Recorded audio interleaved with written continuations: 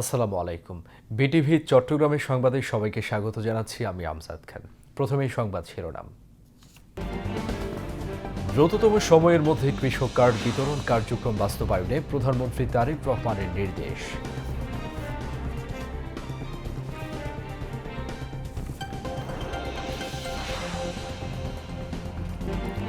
কৃষক কার্ড চালু হলে উৎপাদনের সকল সুবিধা পাবেন কৃষক, কমবে মধ্যস্বত্বভোগীদের দৌরাত্ম্য বললেন তথ্য ও সম্প্রচার মন্ত্রী জহির উদ্দিন স্বপন।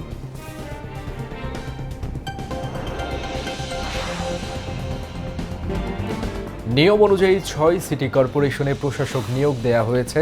যথাসময়ে সিটি কর্পোরেশন সহ স্থানীয় সরকার নির্বাচন আয়োজন করা হবে, জানালেন এলজিআরডি মন্ত্রী মির্জা ফখরুল।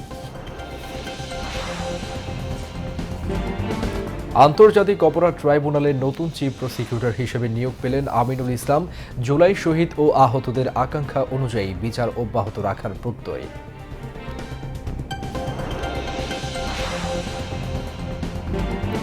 চট্টগ্রামে ভোগ্যপণ্যের দাম কমতির দিকে, বাজারে কমছে মুরগি ও গরুর মাংসের দাম। সবজির দামে কিছুটা অস্বস্তি থাকলেও নিম্নমুখী কাঁচামরিচ।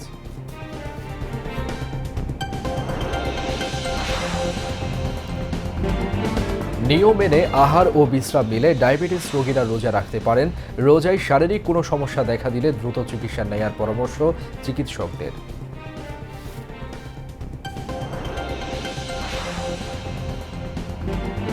ক্রমবর্ধমান উত্তেজনার মধ্যে জেনেভায় বৃহস্পতিবার শুরু হচ্ছে ইরান ও যুক্তরাষ্ট্রের মধ্যে শান্তি আলোচনা।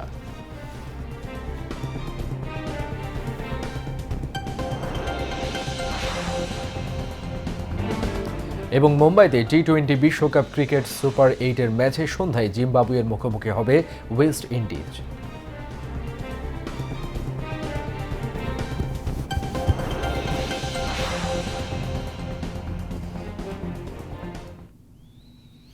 প্রিয় দর্শক, এতক্ষণ সংবাদ শিরোনাম শুনছিলেন, এবার বিস্তারিত। প্রকৃত কৃষকদের শনাক্তকরণ এবং সরাসরি সরকারি সেবা পৌঁছে দেওয়ার তাগিদ দিয়েছেন প্রধানমন্ত্রী তারেক রহমান। তিনি বলেছেন, দেশের অর্থনীতির মূল চালিকা শক্তি কৃষি, তাই কৃষকদের জীবনমান উন্নয়নে প্রযুক্তির সর্বোচ্চ ব্যবহার নিশ্চিত করতে হবে। আজ দুপুরে সচিবালয়ে মন্ত্রিপরিষদ বিভাগের সম্মেলন কক্ষে কৃষক কার্ড চালু সংক্রান্ত এক আন্তঃমন্ত্রণালয় সভায় তিনি এই কথা বলেন। প্রধানমন্ত্রীর সভাপতিত্বে সভায় সংশ্লিষ্ট মন্ত্রণালয়ের মন্ত্রী প্রতিমন্ত্রীগণ উপস্থিত ছিলেন। সভায় প্রধানমন্ত্রী তারেক রহমান বলেন, মধ্যস্বত্বভোগীদের দৌরাত্ম্য কমিয়ে কৃষকরা যাতে ন্যায্য পাওনা ও সরকারি ভর্তুকি সহজে পান তা নিশ্চিত করতেই এই স্মার্ট কার্ড ব্যবস্থা চালু করা হচ্ছে। সভায় দেশের প্রান্তিক কৃষকদের সুযোগ সুবিধা বাড়ানো এবং কৃষি প্রণোদনা বিতরণ প্রক্রিয়া আরও স্বচ্ছ ও আধুনিক করার লক্ষ্যে কৃষক কার্ড চালুর বিষয়ে বিস্তারিত আলোচনা হয়। এ সময় কৃষক কার্ডের কারিগরি দিক, বিতরণ পদ্ধতি এবং ডেটাবেজ তৈরির অগ্রগতি অবহিত করা হলে প্রধানমন্ত্রী দ্রুততম সময়ের মধ্যে এই কার্যক্রম মাঠ পর্যায়ে বাস্তবায়নের দিক নির্দেশনা দেন। তথ্য ও সম্প্রচার মন্ত্রী জহির উদ্দিন স্বপন বলেছেন, যত দ্রুত সম্ভব পাইলট প্রকল্প হিসেবে কৃষক কার্ড চালু করতে যাচ্ছে সরকার। আজ সচিবালয়ে সাংবাদিকদের এই কথা বলেন তথ্য ও সম্প্রচার মন্ত্রী বলেন, ফ্যামিলি কার্ডের মতো কৃষক কার্ডও যথাশীঘ্রই দেয়া শুরু হবে। তিনি বলেন, এই কার্ডের মাধ্যমে কৃষি সংক্রান্ত সকল সুযোগ সুবিধা পাবেন কৃষকেরা। মধ্যস্বত্বভোগীরা যাতে সুযোগ নিতে না পারে সেজন্য স্মার্ট কৃষক কার্ড দেয়া হবে বলেও জানান জহির উদ্দিন স্বপন। মন্ত্রী বলেন, প্রথমে পাইলট প্রকল্পের মাধ্যমে কৃষক কার্ড চালু হবে, পর্যায়ক্রমে সব কৃষককে কৃষক কার্ডের আওতায় নিয়ে আসা হবে। মাননীয় প্রধানমন্ত্রীর নির্দেশ এবং তার পরামর্শ হচ্ছে যত দ্রুত সম্ভব এটা করা যায়। এই কার্ডটা পেলে একজন কৃষকের উৎপাদনের সঙ্গে সংশ্লিষ্ট সকল ধরনের সুযোগ সুবিধাই তিনি পাবেন। যেমন ধরেন, তাকে আপনার কৃষি জ্ঞান, কৃষি যন্ত্রপাতি সহজলভ্য করা, তাকে আপনার সার, কীটনাশক, বীজ, অল কৃষি উপকরণ, যে কোনো ধরনের সহযোগিতা তাকে করা। এবং সবচেয়ে বড় কথা হচ্ছে এই কার্ডের মাধ্যমে খুব একটা স্মার্ট পদ্ধতিতে বাজারের পরিস্থিতি, উৎপাদনের পরিস্থিতি, আবহাওয়ার পরিস্থিতি সবটাই কিন্তু তখন একটা ধারণার মধ্যে আসবে, যেই ধারণার উপরে ভর করে আমরা একটা সঠিক পরিকল্পনা করতে পারবো। এই মধ্যস্বত্ব কোনো ভোগীরা যাতে কোনো সুযোগ সুবিধা না নিতে পারেন অথবা যাতে কোনো লিকেজ না হয়, সে কারণেই কিন্তু আমরা স্মার্ট কৃষক কার্ডের দিকে যাচ্ছি। পরিসংখ্যানে যত কৃষক উল্লেখ আছে, অবশ্যই পাইলট প্রজেক্ট তো সবাইকে নিতে পারবো না, পাইলট প্রজেক্টের মাধ্যমে আমরা ধীরে ধীরে শুরু করব। প্রধানমন্ত্রী তারেক রহমানের সঙ্গে সৌজন্য সাক্ষাৎ করেছেন ঢাকায় নিযুক্ত চীনের রাষ্ট্রদূত ইয়াও ওয়েন। আজ সকালে সচিবালয়ে মন্ত্রিপরিষদ বিভাগে প্রধানমন্ত্রীর দপ্তরে এই সাক্ষাৎ অনুষ্ঠিত হয়। সাক্ষাৎকালে তারা দ্বিপাক্ষিক স্বার্থ সংশ্লিষ্ট বিভিন্ন বিষয় নিয়ে আলোচনা করেন।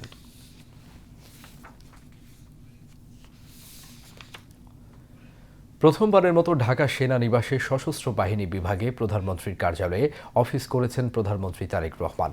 আজ সকাল ৯টায় অফিসে পৌঁছেন প্রধানমন্ত্রী। এই সময় সেখানে ৩ বাহিনীর প্রধানগণ প্রধানমন্ত্রীকে স্বাগত জানান। প্রধানমন্ত্রী 3 বাহিনী প্রধানগণের সঙ্গে শুভেচ্ছা বিনিময় করেন। এরপর প্রধানমন্ত্রী সেখানে পদোন্নতিপ্রাপ্ত 2 সেনা কর্মকর্তাকে র্যাঙ্ক ব্যাজ পরিয়ে দেন।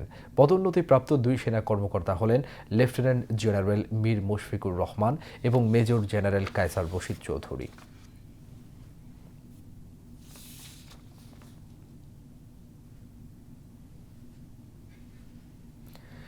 নিয়ম অনুযায়ী ঢাকা উত্তর ও দক্ষিণ সিটি কর্পোরেশন সহ 6টি সিটি কর্পোরেশনে প্রশাসক নিয়োগ দেয়া হয়েছে।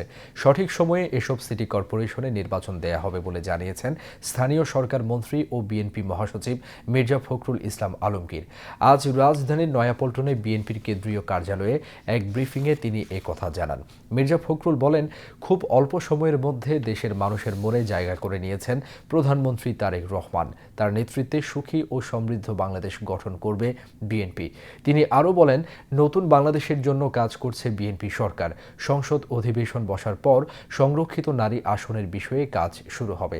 বিএনপি মহাসচিব বলেন, বিএনপির সাথে সম্পৃক্ত এবং বিভিন্ন বিষয়ে বিভিন্ন সময়ে ভূমিকা রাখা নারীদের প্রার্থী হিসেবে বিবেচনা করা হবে। আমরা এখন নতুন এক বাংলাদেশের জন্য কাজ করছি, স্বপ্ন দেখছি আমাদের বর্তমান প্রধানমন্ত্রী তারেক রহমান সাহেবের নেতৃত্বে, এবং অতি অল্প সময়ের মধ্যেই তিনি যে দেশের মানুষের মধ্যে যে একটা অবস্থান করে নিয়েছেন যে তিনি কাজ শুরু করেছেন এবং কাজ করবেন, এবং তার বিভিন্ন কর্মপদ্ধতিতে সেটাই প্রমাণিত হচ্ছে। আমরা বিশ্বাস করি, আশা করি যে বাংলাদেশ জাতীয়তাবাদী দল তার নেতৃত্বে আরও শক্তিশালী হয়ে উঠবে, এবং এই সরকার যে সরকার গঠন করা হয়েছে তার নেতৃত্বে সেই সরকার সফল হবে বাংলাদেশকে তার ইচ্ছিত লক্ষ্যে নিয়ে যেতে, এবং সত্যিকার অর্থেই একটা সুখী সমৃদ্ধ বাংলাদেশ গড়ে তুলবে। সরকারি এবং যে প্রথাগুলো আছে সেগুলো কতগুলো মেয়াদ আছে, কতগুলো মেয়াদ শেষ হয়ে গেছে, সবগুলোকে এক জায়গায় নিয়ে এসে আমরা সরকারের তরফ থেকে একটা সঠিক সময়ে এই নির্বাচনগুলো দেওয়ার ব্যবস্থা আমরা করবো। তবে নিঃসন্দেহে এই নির্বাচনকে প্রাধান্য দেওয়া হবে। আন্তর্জাতিক অপরাধ ট্রাইব্যুনালের প্রধান কৌশলী মোহাম্মদ তাজুল ইসলামকে চিফ প্রসিকিউটর পদ থেকে অব্যাহতি দিয়েছে সরকার। তার স্থলাভিষিক্ত হিসেবে নতুন চিফ প্রসিকিউটর পদে নিয়োগ পেয়েছেন আমিনুল ইসলাম। সোমবার সকালে এই সংক্রান্ত প্রজ্ঞাপন জারি করেছে আইন, বিচার ও সংসদ বিষয়ক মন্ত্রণালয়। 2024 সালের সেপ্টেম্বরের শুরুতে অন্তর্বর্তীকালীন সরকার তাজুল ইসলামকে অ্যাটর্নি জেনারেলের পদমর্যাদায় চিফ প্রসিকিউটর হিসেবে নিয়োগ দেয়। নির্বাচনের আগ পর্যন্ত তার নেতৃত্বে 2024 সালের জুলাই আগস্টে সংঘটিত মানবতা বিরোধী অপরাধের ঘটনায় 24টি আনুষ্ঠানিক অভিযোগ জমা দেয় প্রসিকিউশন। বর্তমানে এসব মামলার বিচার কাজ চলছে ট্রাইব্যুনাল 1 ও ট্রাইব্যুনাল 2-এ। ইতিমধ্যে 3টি মামলার রায় ঘোষণা হয়েছে। ঘোষিত রায়ে দণ্ডিত 26 জনের মধ্যে রয়েছেন ক্ষমতাচ্যুত প্রধানমন্ত্রী শেখ হাসিনা, সাবেক স্বরাষ্ট্রমন্ত্রী আসাদুজ্জামান খান কামাল সহ পুলিশের ঊর্ধ্বতন কর্মকর্তারা। এছাড়া জুলাই গণ অভ্যুত্থানের প্রথম শহীদ আবু সাইদ হত্যা মামলা সহ আরও 2টি মামলার রায় ঘোষণার অপেক্ষায় রয়েছে। আগামী 4 মার্চ রামপুরায় সংঘটিত মানবতা বিরোধী অপরাধের একটি মামলার রায় ঘোষণার তারিখ নির্ধারিত রয়েছে। এদিকে আওয়ামী লীগ সরকারের শাসনামলে গুম, খুন ও নির্যাতনের অভিযোগে দায়ের করা একাধিক মামলার বিচারও চলছে ট্রাইব্যুনালে। এসব মামলার সাবেক সেনা কর্মকর্তা জিয়াউল আহসান সহ কার্যক্রম নিষিদ্ধ আওয়ামী লীগের বেশ কয়েকজন সাবেক এমপি মন্ত্রী আসামি হিসেবে বিচারের মুখোমুখি রয়েছেন। চট্টগ্রামে রমজানের ঊর্ধ্বমুখী বাজারের লাগামে টান পড়েছে।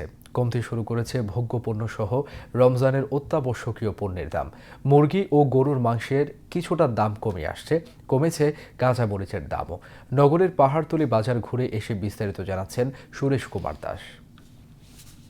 পবিত্র রমজান মাসের ইফতার ও সেহরি সামগ্রীর বাজার স্থিতিশীল। প্রায় ডাবল সেঞ্চুরির কাঁচামরিচের দাম কমে আসছে। খুচরো বাজারে খেজুর কেজি প্রতি 180 টাকা থেকে শুরু, ছোলা 80 টাকা কেজি দরে পাওয়া যাচ্ছে। তবে শরবতের লেবুর দাম এখনও চড়া। কাঁচামরিচও কমছে 120 টাকা থেকে এখন 80 টাকা 90 টাকা করে কিনতেছে।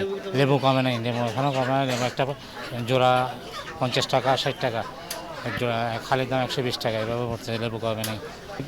কেজি 180 টাকা, আর উপরে 500 আছে, 450 আছে, 600 আছে, 700 আছে, বিভিন্ন রকম আছে। মরিয়াম একটা আছে 500, আবার মাশরুক আছে 450, সাপাবি আছে 500। বেগুন বিক্রি করে আপনার ছড়া বিক্রি করে আপনার 50 টাকা, টমেটো বেজে 40 টাকা করে, তারপরে সিমের বেজে 70 টাকা করে, ফুলকপি বেজে হলে 30 টাকা 35 টাকা, বেগুন 40 টাকা 45 টাকা। এই রোজার শুরুতে শসার দাম ছিল 100 টাকা, জিগোরা ছিল 40 টাকা, তারপর টমেটো 60 টাকা, এই গরুর মাংস 800 টাকা বিক্রি করতেছে। মানে রোজা শুরু হবার সাথে সাথে পণ্য করার দাম কি বাড়তি অতিরিক্ত, যেগুলো স্বাভাবিক থেকে 30, 40, 50 টাকা বেশি। সেহরিতে সকল রোজাদারদের প্রোটিন ও আমিষের প্রতি আকর্ষণ থাকে। রোজার শুরুতে গরুর মাংসের দাম বাড়লেও এখন কমে আসছে। ঊর্ধ্বমুখী মুরগির দাম কিছুটা কমছে, তবে সাধারণ ভোক্তারা মনে করছেন মুরগি ক্রয়ে তাদের হিমশিম খেতে হচ্ছে। সোনালী বেচতেছে 320 টাকা, ফার্ম বেচতেছে 180 টাকা, লাল বেচতেছে 300 টাকা। লালের দাম ঠিক আছে, সোনালির দাম একটু কমছে। আর 2 দিন আগে ছিল 340 টাকা, এখন একটু কমছে, 320টা বেচতেছি। রানের মাংস 950 টাকা, আর সিনা 750 টাকা, ও 980 টাকা পর্যন্ত বিক্রি হয়েছিল। 980, 780, আমরা 750, 950 বিক্রি করি। এটা আমাদের জন্য মনে করেন গরিবদের জন্য বা মধ্যম পরিবারের জন্য হলে একটু কমলে একটু ভালো হইতো। ধরেন 160 টাকা বা 150 টাকা হইলে। কমে আসছে কাঁচা শাকসবজির দামও। চালের বাজার গত কয়েক মাস ধরে স্থিতিশীল, আর মাছের দামের ঊর্ধ্বমুখী প্রবণতা রোধ করা যাচ্ছে না। লোটটা 220 টাকা কেজি, এখানে মিশালে 100 টাকা, চিংড়ি 260 টাকা কেজি, পাবদা 350, ইলিশ 450, রুই হচ্ছে আপনার 300 টাকা, তেলাপিয়া 160 টাকা, পোফা আছে আপনার 360 টাকা, বাটা আছে 180 টাকা। 2 মাস থেকেই স্থির আছে। 10-20 টাকা কমে, 10-20 টাকা বাড়ে। এটা হয় মাসের প্রথম দিকে 10-20 টাকা বাড়ে, মাসের শেষের দিকে বেচা কিনা কম থাকে, 10-20 টাকা কমে, কিন্তু আহামরি বাজার বাড়তেছে না। রোজার শুরুতে ভোগ্যপণ্যের দামের ঊর্ধ্বমুখী প্রবণতা দেখে ক্রেতারা ভরকে গিয়েছিলেন। তবে মাছ, লেবু, মুরগি, কাঁচামরিচের মতো হাতে গোনা কিছু খাদ্যপণ্য ছাড়া সিংহভাগ খাদ্যপণ্য ক্রয়ে ভোক্তারা স্বস্তির নিঃশ্বাস ফেলছেন। সুরেশ কুমার দাস, বাংলাদেশ টেলিভিশন, চট্টগ্রাম। নিয়ম মেনে আহার ও বিশ্রাম নিলে রোজা রাখতে কোনো সমস্যা হয় না ডায়াবেটিস রোগীদের। একসময় সচেতনতার অভাবে অনেক ডায়াবেটিস রোগী রোজা পালন না করলেও এখন পাল্টে গেছে সেই চিত্র। অনেকেই রাখেন রোজা। চিকিৎসকদের মতে রোজায় শারীরিক কোনো সমস্যা দেখা দিলে দ্রুত চিকিৎসা নেওয়া উচিত। আইমন ইমার রিপোর্ট। 60 ইমাম সাহেবের দীর্ঘ কয়েক বছরের সঙ্গী ডায়াবেটিস। প্রতিবার রমজান এলে তার মন খারাপ হতো, ভাবতেন হয়তো আর রোজা রাখা হবে না। রমজান এলেই রক্তের শর্করা ওঠানামা তাকে বেশ ভোগাত। কখনো সুগার কমে গিয়ে হাত পা কাঁপত, আবার কখনো ইফতারে বেশি খেয়ে সুগার বেড়ে যেত আকাশচুম্বী। কিন্তু এবারের গল্পটা ভিন্ন। এবার তিনি আগে ভাগে দ্বারস্থ হয়েছেন তার চিকিৎসকের কাছে। আমি চিন্তিত হয়ে পড়েছি কীভাবে রোজাগুলো সঠিকভাবে পালন করব। এই রোজা পালন করতে গিয়ে আমার ইফতারের সময়ে পূর্বে আমার ডায়াবেটিসটা কমে যেত, আবার ইফতারের পরে দেখতাম আবার এটা বেড়ে যেত। সেই জন্য আমি ডাক্তারের সাথে পরামর্শ করে কিভাবে আমার এই রমজানের আমার ডায়াবেটিসটা নিয়ন্ত্রণে রাখতে পারে, সে সাথে যে মুসলমানদের সবচাইতে গুরুত্বপূর্ণ রোজা এগুলো পালন করতে যাতে আমার সুবিধা হয়, সেজন্য এখানে আসা। বেশি হয়ে গেলে মাথা ঘোরা অনেক সময় পড়ে যায়, আর এমনি শরীর সবসময় দুর্বল, খারাপ, মসমস করে, সাবায়, কামড়ায়। ডায়াবেটিস রোগীদের জন্য রমজানের যুদ্ধটা মূলত খাবারের টেবিল আর গ্লুকোমিটারের সাথে।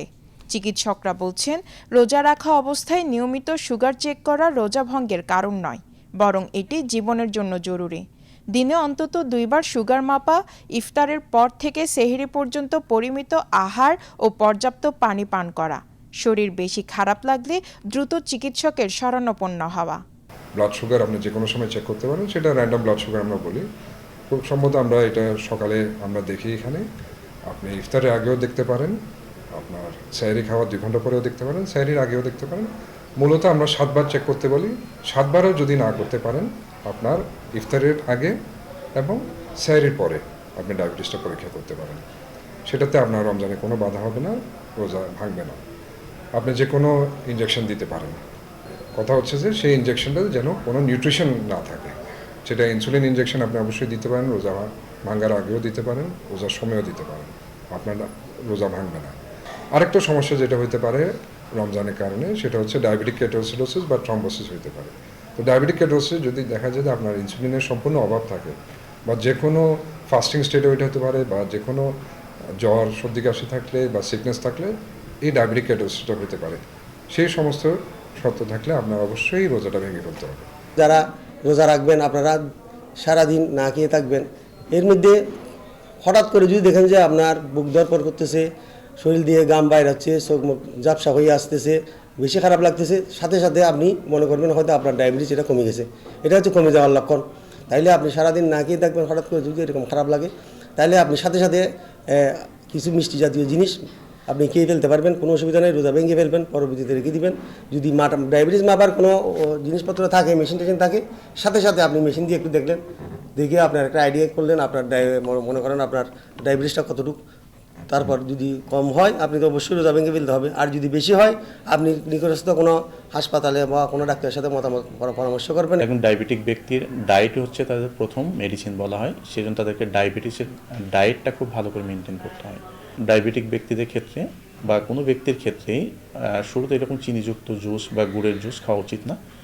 আপনি এই সময় কিছু ফ্রুট জুস খেতে পারেন, যেমন পেঁপে, বেল, তরমুজ, আনারস, এগুলোর সাথে একটু পানি মিশিয়ে উইদাউট সুগার আপনি একটু ব্লেন্ড করে জুস বানিয়ে নিতে পারেন। ডায়াবেটিক ব্যক্তির জন্য আমরা সবসময় পরামর্শ দিয়ে থাকি যে আপনি চিবিয়ে খেতে হয় এমন ফলগুলো খাবেন, যেমন আপেল, পেয়ারা, নাশপাতি, এই টাইপের ফলগুলো খেলে বেটার। এগুলো খুব সুগার কম থাকে, প্লাস এগুলোর গ্লাইসেমিক ইন্ডেক্স অনেক কম, এই জন্য এগুলো খুব ধীরে ধীরে রক্তের সুগার বাড়িয়ে দেয়। আর সেহরি ব্যাপারটা ডায়াবেটিক ব্যক্তিদের, তো আপনি যদি একটু ফাইবার সমৃদ্ধ খাবার খান, এটা আপনাকে সারাদিন পিপাসাক্ত হতে দেবে না, অর্থাৎ পানির পিপাসা লাগবে না। তৃতীয়ত লো গ্লাইসেমিক ইন্ডেক্সের কার্বোহাইড্রেট, যেটা এক্ষেত্রে আমরা বলি লাল আটা বা মোটা সিদ্ধ চাল বা লাল চাল, এগুলো হতে পারে, ওটস হতে পারে, এগুলো মোটামুটি লো গ্লাইসেমিক ইন্ডেক্সের ফুড। এর সাথে আপনি যে সবজিগুলো খাবেন, সবজিতে তো বেশ কার্বোহাইড্রেট থাকে, এগুলো লো গ্লাইসেমিক ইন্ডেক্সের সবজি হলে বেটার হয়। গল্পটা শুধু ইমাম সাহেবের নয়, বরং সকল ডায়াবেটিস রোগীর। অসুস্থতা মানে ইবাদত থেকে দূরে থাকা নয়, সঠিক জ্ঞান আর সচেতনতা থাকলে অসুখকে সঙ্গী করেই সুস্থভাবে পালন করা যায় সিয়াম সাধনা। ইফতারে চিনির শরবতের বদলে ডাবের পানি আর তারাবির নামাজকে শারীরিক ব্যায়াম হিসেবে গ্রহণ করা, এই ছোট ছোট পরিবর্তনই রমজানকে করবে আনন্দময় ও নিরাপদ। ইমাম সাহেবের হাসিমুখ আজ সেই বার্তাই দিচ্ছে। আইমন ইমা, বাংলাদেশ টেলিভিশন, চট্টগ্রাম। এবার আন্তর্জাতিক সংবাদ।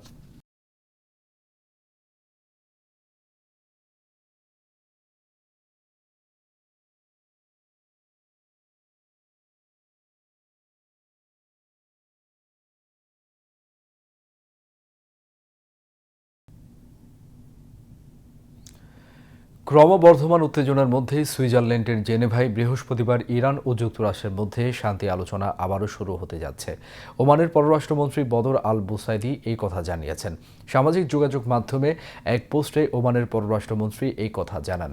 জেনেভায় অনুষ্ঠিতব্য আলোচনায় যুক্তরাষ্ট্র ও ইরানের মধ্যে অমীমাংসিত বিষয়গুলোর সমাধান হবে বলে আশাবাদ জানান তিনি। এই আলোচনার মাধ্যমে ইরান ও যুক্তরাষ্ট্রের মধ্যে একটি চুক্তি চূড়ান্ত হতে পারে বলেও জানিয়েছেন বদর আল বুসাইদি। যুক্তরাষ্ট্র ও ইরানের মধ্যে শান্তি আলোচনার কথা এমন এক সময় ঘোষণা করা হলো যখন যুক্তরাষ্ট্র মধ্যপ্রাচ্যে ব্যাপক অস্ত্র মজুত করছে। যুক্তরাষ্ট্রের এই অস্ত্র মজুদ সর্বাত্মক যুদ্ধের রূপ নিতে পারে বলে আশঙ্কা করা হচ্ছে। এদিকে ইরানের পররাষ্ট্রমন্ত্রী আব্বাস আরাগচি জানিয়েছেন, ইরানের পরমাণু কর্মসূচি যে শান্তিপূর্ণ তার নিশ্চয়তা দিতে একটি পূর্ণাঙ্গ মনিটরিং ব্যবস্থা নিশ্চিত করতে তেহরান রাজি। ইরান কেন নিজ দেশের মাটিতে ইউরেনিয়াম সমৃদ্ধ করতে চায়, ফেস অব দ্য নেশন নামের একটি অনুষ্ঠানের সঞ্চালক মার্গারেট ব্রিনানের এমন এক প্রশ্নের জবাবে ইরানের পররাষ্ট্রমন্ত্রী জানান, এটা ইরানের জাতীয় গৌরবের বিষয়। পাকিস্তানের সামরিক বাহিনীর বিমান হামলায় প্রতিবেশী আফগানিস্তানে ৮০ জনের বেশি জঙ্গি নিহত ও আরও কয়েক ডজন আহত হয়েছেন। গতকাল পাকিস্তানের সামরিক বাহিনীর একটি সূত্র বার্তা সংস্থা AFP-কে এই তথ্য জানিয়েছেন। ইসলামাবাদের ওই নিরাপত্তা সূত্র বলছে, পাকিস্তানের সামরিক বাহিনীর রাতভর চালানো বিমান হামলায় আফগানিস্তানে নিহতের সংখ্যা আরও বাড়তে পারে বলে ধারণা করা হচ্ছে। গত কয়েক সপ্তাহে পাকিস্তানের বিভিন্ন স্থানে আত্মঘাতী বোমা হামলার জবাবে আফগানিস্তান ভিত্তিক একাধিক জঙ্গি গোষ্ঠীকে নিশানা করে রোববার বিমান হামলা চালানো হয়েছে বলে দাবি করেছে ইসলামাবাদ। তবে পাকিস্তানের বিমান হামলায় আফগানিস্তানের হতাহতের সংখ্যা যাচাই করা যায়নি বলে জানিয়েছে বার্তা সংস্থা AFP। এদিকে পাকিস্তানের সংবাদ মাধ্যম ARY নিউজের প্রতিবেদনে বলা হয়েছে, রোববার ভোরে আফগানিস্তানের নানগরহার, পাকতিকা এবং খোস্ত প্রদেশের জঙ্গিদের ঘাঁটি লক্ষ্য করে হামলা চালিয়েছে পাকিস্তানের সেনাবাহিনী। দেশটির নিরাপত্তা বাহিনীর কর্মকর্তারা বলছেন, আফগানিস্তানে চালানো বিমান হামলায় এখন পর্যন্ত ফিতনা আল খাওয়ারিজের ৮০ জনের বেশি সদস্য নিহত হয়েছেন। তবে হতাহতের সংখ্যা আরও বাড়তে পারে বলে আশঙ্কা প্রকাশ করেছেন তারা। অভিযান চলাকালে পাকিস্তানের নিষিদ্ধ ঘোষিত জঙ্গি গোষ্ঠী তেহরিক-ই-তালেবান পাকিস্তানের সঙ্গে সংশ্লিষ্ট ৭টি জঙ্গি আস্তানা ধ্বংস করা হয়েছে। ইউক্রেনের প্রেসিডেন্ট ভলোদিমির জেলেনস্কি বর্তমান পরিস্থিতি ও যুদ্ধ নিয়ে তার কঠোর অবস্থানের কথা জানিয়েছেন।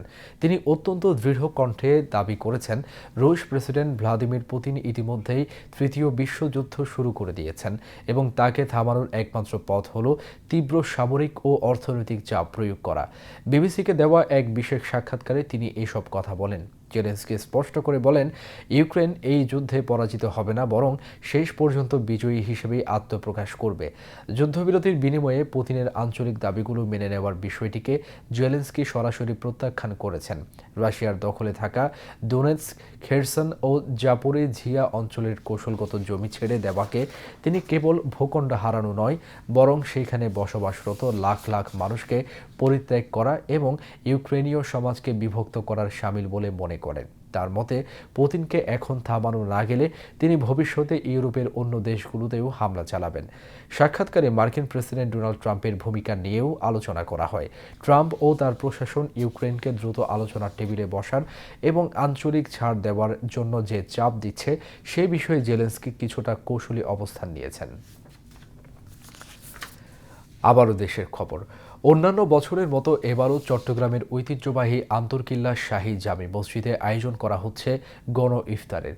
নানান শ্রেণী পেশার ধনী দরিদ্র নির্বিশেষে এখানে এক কাতারে ইফতার করেন রোজাদাররা। প্রতিদিন ৮ থেকে ১০ জন বাবুর্চির হাতে তৈরি করা রকমারি ইফতারের স্বাদ নেন ২.৫ থেকে ৩ হাজার রোজাদার। বিস্তারিত আতিকুর রহমানের রিপোর্টে। চট্টগ্রামের ইতিহাসের সাক্ষী আন্তর্কিল্লা শাহী জামে মসজিদ। মুঘল স্থাপত্যের এই নিদর্শনে রমজান মাসে দেখা যায় এক অনন্য দৃশ্য। এখানে প্রতিদিন ইফতার করেন হাজারো মানুষ। ধনী দরিদ্রের ভেদাভেদ ভুলে এক কাতারে বসে ইফতার করাটা যেন এখানকার কয়েকশো বছরের ঐতিহ্য। এটা হচ্ছে যে আজকে অনেক বছর ধরে বিস্তৃত চলতেছে।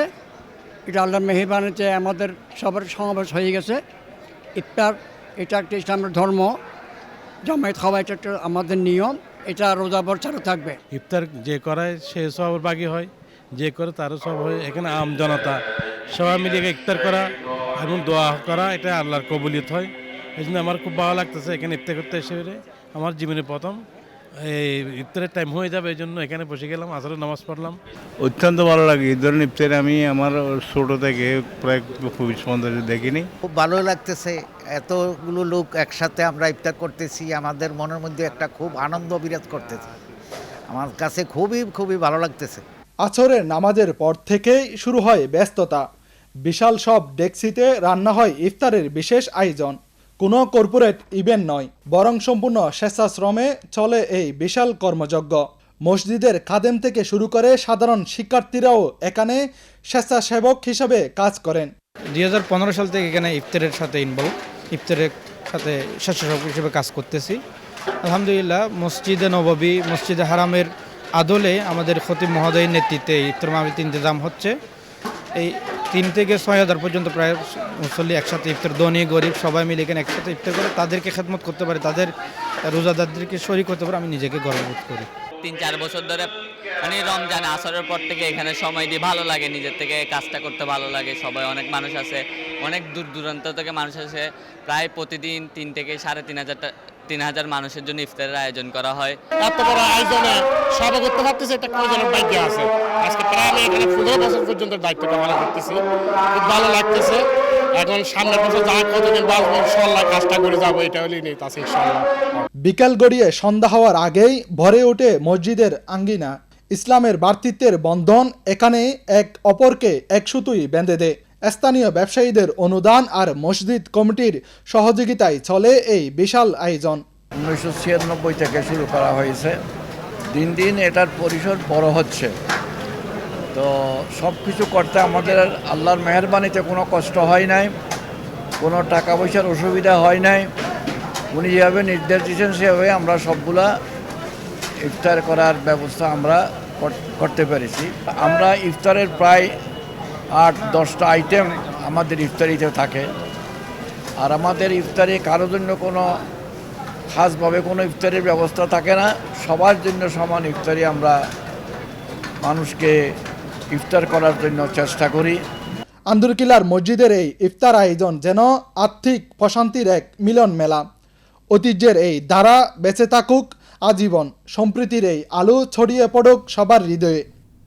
আতিকুর রহমান, বাংলাদেশ টেলিভিশন, চট্টগ্রাম। চট্টগ্রামের সাংবাদিক, পেশাজীবী ও শ্রমিক নেতৃবৃন্দের সম্মানে ইফতার মাহফিলের আয়োজন করে বাংলাদেশ শ্রমিক কল্যাণ ফেডারেশন চট্টগ্রাম মহানগরে। স্থানীয় একটি হোটেলে ফেডারেশনের মহানগরীর সভাপতি এস.এম. লুৎফুর রহমানের সভাপতিত্বে অনুষ্ঠানে চট্টগ্রামের প্রেস ক্লাবের সভাপতি জাহিদুল করিম কোচি, কেন্দ্রীয় জামায়াত নেতা মোহাম্মদ শাহজাহান, চট্টগ্রাম মহানগরীর আমির মোহাম্মদ নজরুল ইসলাম সহ জামায়াতে ইসলামীর নেতৃবৃন্দ উপস্থিত ছিলেন। ইফতার মাহফিলে দেশ জাতির শান্তি ও কল্যাণ কামনায় মোনাজাত করা হয়।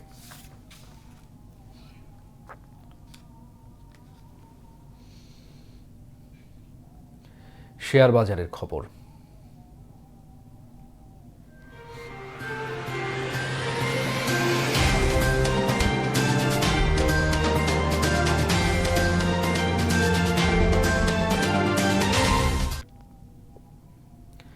কয়েকদিন মন্দার পর চট্টগ্রাম স্টক এক্সচেঞ্জে চাঙ্গা ভাব ফিরে এসেছে। আজ শেয়ার লেনদেন কম হলেও মূল্যসূচক বেড়েছে। দিন শেষে সার্বিক সূচক দাঁড়িয়েছে 15,450.01, যা গতকালের চেয়ে শতকরা 0.96 বেশি। এছাড়া সিএসসি 30-এর মূল্যসূচক দাঁড়ায় 14,105.03, যা গতকালের চেয়ে শতকরা 1.45 বেশি। আজ 166টি কোম্পানির 35,88,698টি শেয়ার লেনদেন হয়, যার মূল্য 18,43,45,000 টাকারও বেশি। এর মধ্যে 107টি কোম্পানির শেয়ারের দাম বেড়েছে, 43টির কমেছে এবং 16টির দাম অপরিবর্তিত রয়েছে। এবার আন্তর্জাতিক মুদ্রা বাজারের খবর।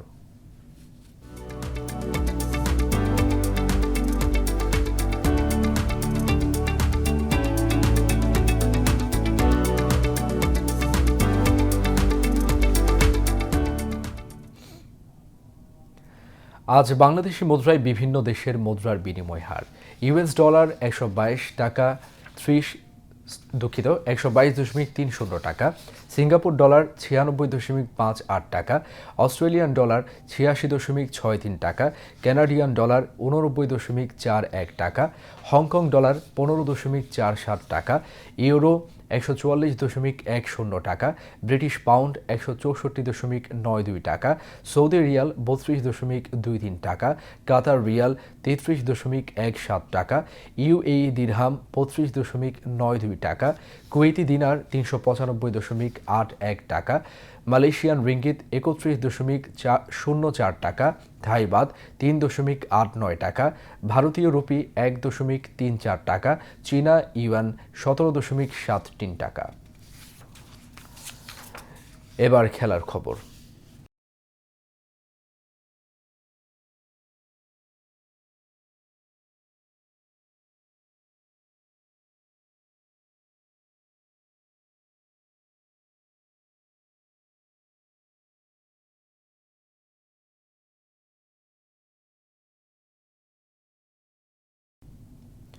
ক্রিকেট। টি-20 বিশ্বকাপের সুপার 8-এর আজ সন্ধ্যায় ভারতের মুম্বাইতে মুখোমুখি হয়েছে জিম্বাবুয়ে ও ওয়েস্ট ইন্ডিজ। ম্যাচ শুরু হয় সন্ধ্যা 7:30টায়। টি-20 বিশ্বকাপের 2024 সালের আসরে খেলার যোগ্যতা অর্জন করতে ব্যর্থ হয়েছিল জিম্বাবুয়ে। তবে এবারের আসরে প্রথম রাউন্ডে সাবেক বিশ্ব চ্যাম্পিয়ন অস্ট্রেলিয়া এবং শ্রীলঙ্কার বিরুদ্ধে অসাধারণ জয়ে গ্রুপ বি এর শীর্ষ দল হিসেবে সুপার 8-এ খেলার যোগ্যতা অর্জন করে। এদিকে গ্রুপ পর্বে 4টি ম্যাচের 4টিতেই জয়ের পর এবার ওয়েস্ট ইন্ডিজের নতুন পথ চলা। দুরন্ত ছন্দে আছে সেই হোপের দল। গ্রুপের প্রথম খেলায় দক্ষিণ আফ্রিকা আয়োজক ভারতকে হারানোর পর এখন এই গ্রুপে অপেক্ষা করছে নানা নাটকীয়তা, কারণ 4 দলের মাঝে 2টি দল পাবে সেমিফাইনালের টিকিট।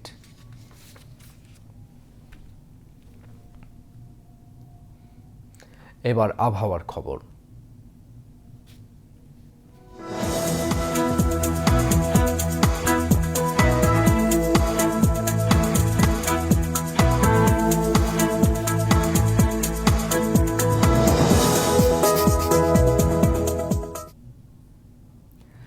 পতেঙ্গা আবহাওয়া অফিস জানিয়েছে, আগামীকাল সন্ধ্যা 6টা পর্যন্ত চট্টগ্রাম এবং পার্শ্ববর্তী এলাকায় আকাশ অস্থায়ীভাবে আংশিক মেঘলা সহ আবহাওয়া শুষ্কতা থাকতে পারে। সেই সাথে শেষ রাত থেকে সকাল পর্যন্ত নদী অববাহিকা ও তৎসংলগ্ন এলাকায় হালকা কুয়াশা পড়তে পারে। রাত ও দিনের তাপমাত্রা প্রায় অপরিবর্তিত থাকতে পারে। পরবর্তী 24 ঘন্টায় আবহাওয়ার সামান্য পরিবর্তনের সম্ভাবনা রয়েছে। নগরীতে আজ সর্বোচ্চ তাপমাত্রা ছিল 33 ডিগ্রি সেলসিয়াস, যা স্বাভাবিকের চেয়ে 5 ডিগ্রি বেশি, এবং সর্বনিম্ন তাপমাত্রা ছিল 19.1 ডিগ্রি সেলসিয়াস, যা স্বাভাবিকের চেয়ে 2.9 ডিগ্রি বেশি। আগামীকাল চট্টগ্রামে সূর্যোদয় 6টা 18 মিনিটে এবং সূর্যাস্ত 5টা 54 মিনিটে। এবার জানিয়ে দিচ্ছি কর্ণফুলী নদীতে আগামীকালের জোয়ার ভাটার সময়সূচি। ভাটা শুরু হবে ভোর 5টা 7 মিনিটে, জোয়ার বেলা 11টা 37 মিনিটে এবং পরবর্তী ভাটা শুরু হবে বিকেল 5টা 41 মিনিটে। এবার সেহরি ও ইফতারের সময়সূচি। চট্টগ্রাম এবং পার্শ্ববর্তী এলাকায় আজ সেহরির শেষ সময় ভোর 5টা 1 মিনিট এবং আগামীকালের ইফতার সন্ধ্যা 5টা 56 মিনিটে।